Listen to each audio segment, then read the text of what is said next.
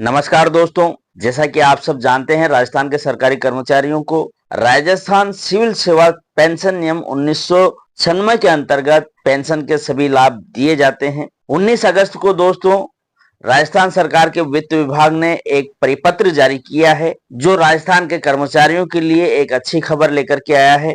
इस परिपत्र के अनुसार अब सेवानिवृत्त होने वाले कर्मचारियों को जो लाभ मिलेंगे, उनके क्या क्या प्रावधान किए गए हैं, इससे संबंधित सारी जानकारी मैं आपको आज इस वीडियो में देने वाला हूं। तो दोस्तों, वीडियो को प्रारंभ से लेकर के अंत तक अवश्य देखिएगा। यदि आपने अभी तक हमारे इस चैनल को सब्सक्राइब नहीं किया है तो प्लीज इसे सब्सक्राइब अवश्य करें, और सब्सक्राइब करने के बाद में बेल आइकन के बटन को प्रेस करना बिल्कुल न भूलें, ताकि जब भी कभी इस प्रकार की कोई भी सूचना, जानकारी या जीवन का अनुभव साझा करूं तो इसकी सूचना सबसे पहले आपको प्राप्त हो।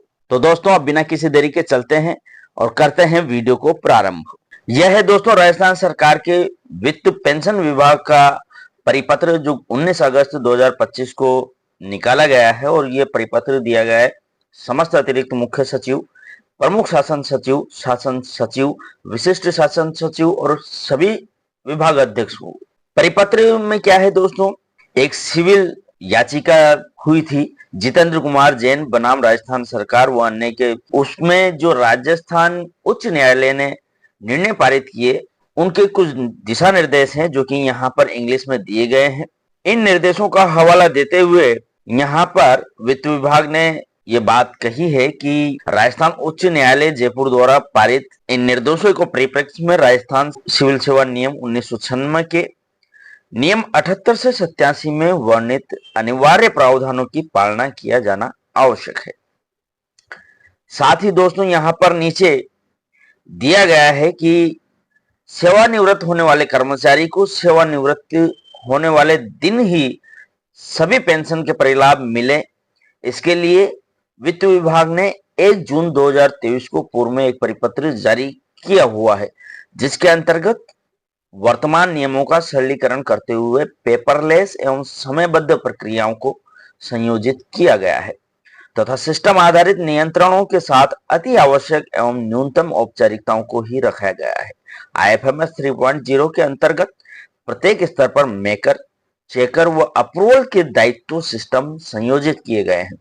इस परिपत्र के माध्यम से समस्त प्रक्रिया एवं समयबद्धता वर्तमान में राज्य सरकार में अर्धवार्षिकी आयु से सेवानिवृत्त होने वाले कर्मचारियों के संदर्भ में प्रारंभ कर दिए गए हैं।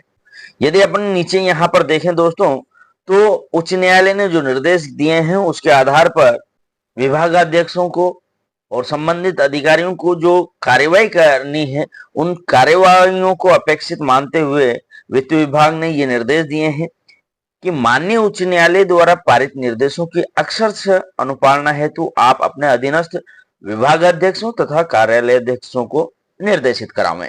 सेकंड नंबर के बिंदु में यहाँ पर निर्देशित किया गया है कि राज्य सरकार में जो भी कर्मचारी सेवानिवृत्त होता है, चाहे वो अधिवार्षिकी आयु पूरी करने पर सेवानिवृत्त हुआ हो, या स्वैच्छिक सेवानिवृत्ति हो, या अनिवार्य सेवानिवृत्ति हो, ऐसे प्रकरणों में कार्मिकों के जो पेंशन प्रकरण हैं वो IFMS 3.0 के माध्यम से पेपरलेस प्रक्रिया के माध्यम से प्रेषित करने हैं।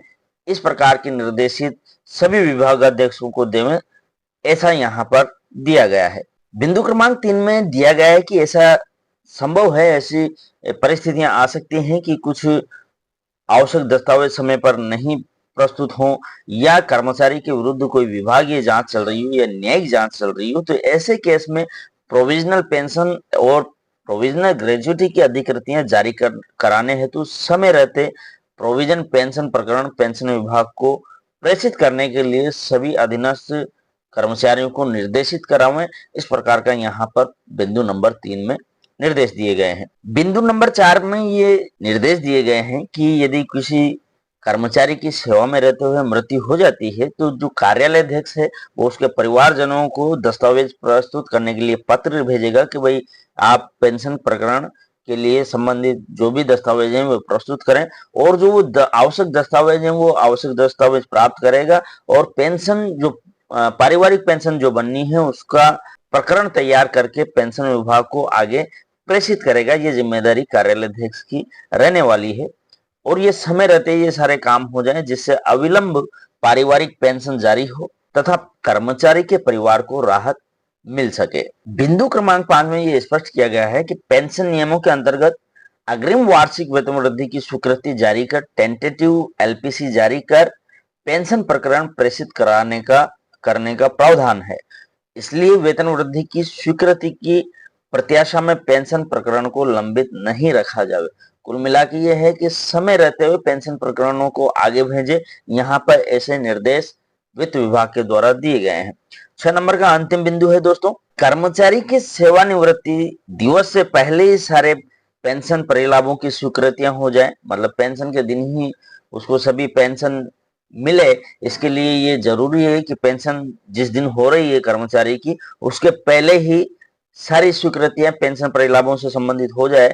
और सेवा में रहते यदि कर्मचारी की मृत्यु हो जाती है तो पारिवारिक पेंशन की स्वीकृति भी अविलंब जारी हो। इसके लिए पेंशन प्रकरणों की मासिक समीक्षा करने हेतु विभागाध्यक्ष को निर्देशित करावे। पेंशन से संबंधित जो प्रकरण हैं उनकी मासिक रूप से समीक्षा विभागाध्यक्ष करें। यहाँ पर इस प्रकार से महत्वपूर्ण 6 बिंदु दिए गए हैं। सार रूप में ये कहा जा सकता है दोस्तों कि इस वित्त विभाग के परिपत्र के माध्यम से संबंधित विभागाध्यक्षों और अधिकारियों को ये निर्देशित किया गया है कि किसी भी कर्मचारी के रिटायर्ड होने के दिन ही उसको पेंशन से संबंधित सभी लाभ मिल जाए। इस प्रकार के सभी अधिकारियों को जो भी इससे संबंधित है उनको इसके लिए सारी तैयारियां करनी है। और यदि सेवा में रहते हुए कोई कर्मचारी की मृत्यु हो जाती है तो उसके परिवारजनों को संबंधित अधिकारी को लेटर लिखना है कि आप आवश्यक दस्तावेज उपलब्ध करावें, और जो वो आवश्यक दस्तावेज उपलब्ध करवा देवे तो उसके प्रकरण बना करके पेंशन विभाग को भेजें। इस प्रकार से दोस्तों पेंशन प्रक्रिया को सरल करने के निमित्त यह निर्देश जारी किए गए हैं। आशा है इस लेटर के या परिपत्र के जारी होने के बाद में कर्मचारी की पेंशन के प्रकरण जो भूतकाल में काफ़ी लंबे समय तक पेंडिंग पड़े रहते थे, अब ऐसा नहीं होगा। और जिस दिन कर्मचारी रिटायर्ड होता है उसी दिन उसको सभी परिलाभ दिए जाएंगे। आपने पूरा वीडियो देखा दोस्तों, इसके लिए आपका बहुत बहुत धन्यवाद, शुक्रिया।